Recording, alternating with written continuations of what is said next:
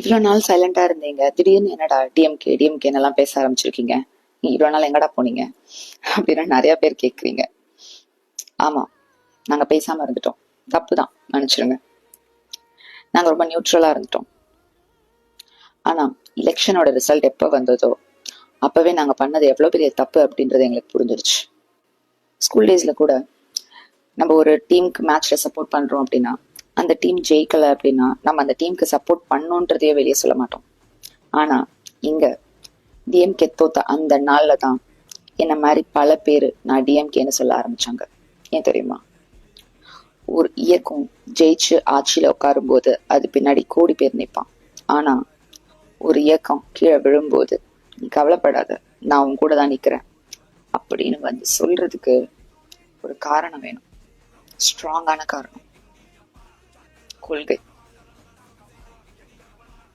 நாங்க டிஎம்கே பக்கம் நிக்கிறதுக்கான காரணம் அவங்க பவர்ல இருக்காங்க இல்ல, அதெல்லாம் கிடையாது.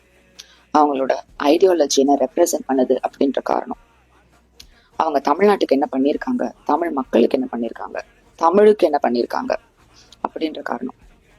பெண்கள், மாணவர்கள், முதியோர்கள், சாதாரண குடும்பங்களுக்கு கஷ்டம் வரும்போதெல்லாம் பல முறை நமக்காக வந்து நின்ன ஒரு இயக்கம் திராவிடம்.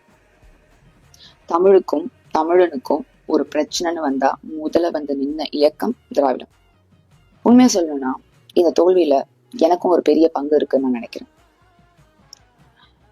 எலெக்ஷன் ரிசல்ட்டுக்கு முன்னாடி வரைக்கும் டிஎம்கே என்ன பண்ணுச்சு, பெண்களுக்கு என்ன பண்ணுச்சு, மாணவர்களுக்கு என்ன பண்ணுச்சு, சமுதாயத்துக்கும் சமூக நீதிக்கும் என்ன பண்ணுச்சு, படிப்பு, உரிமை, சுயமரியாதை, இன்னைக்கு நம்ம ரொம்ப ஈஸியா அனுபவிக்கிற பல விஷயங்களுக்கு பின்னாடி எவ்வளவு போராட்டம் இருக்கு, அதுல டிஎம்கேவோட பங்கு எவ்வளவு இருக்கு, எத்தனை பேர் ரத்தம் செஞ்சிருக்காங்க, இந்த விஷயம் எதையுமே இப்போ இருக்கிற பிரசன்ட் ஜென்ரேஷனுக்கு கொண்டு போய் சேர்க்காம நான் தவறிட்டேனோ அப்படின்ற கில்ட், குற்ற உணர்ச்சி எனக்கு இருக்கு.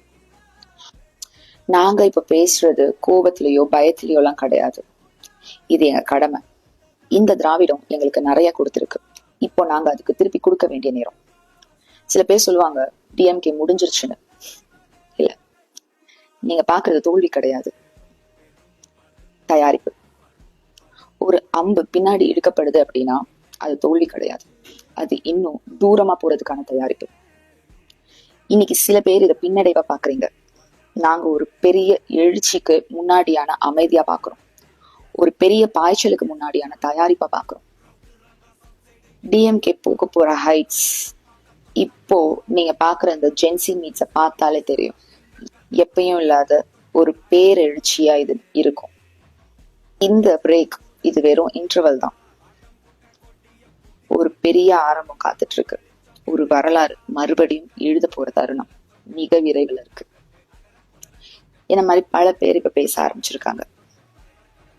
திராவிடம் எப்போதும் வாழும். சீக்கிரமா பாப்பீங்க டிஎம்கேவோட எழுச்சி எப்படி இருக்குன்னு. We are united by language, ideology and திராவிடம். திராவிடம் வெல்லும். அரசியல் பழகு.